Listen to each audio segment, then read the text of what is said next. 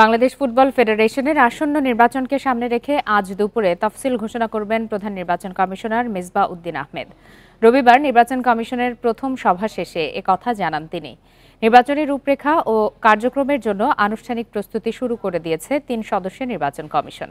প্রার্থীদের মনোনয়নপত্র সংগ্রহ, জমা, প্রত্যাহারের তারিখ ও সময় প্রায় চূড়ান্ত করে ফেলেছেন তারা। অপরিবর্তিত থাকছে মনোনয়ন ফর্মের মূল্য।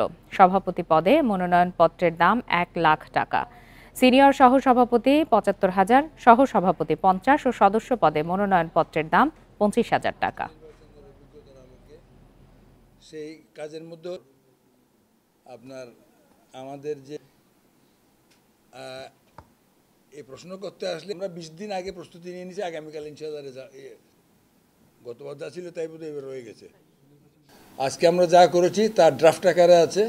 আমরা আরেকবার তিনজনে একটু বসে চিন্তা করে যা সিদ্ধান্ত নিয়েছি তা আমরা আগামীকাল 11:30টায় চূড়ান্তভাবে আপনাদের সামনে ঘোষণা করব।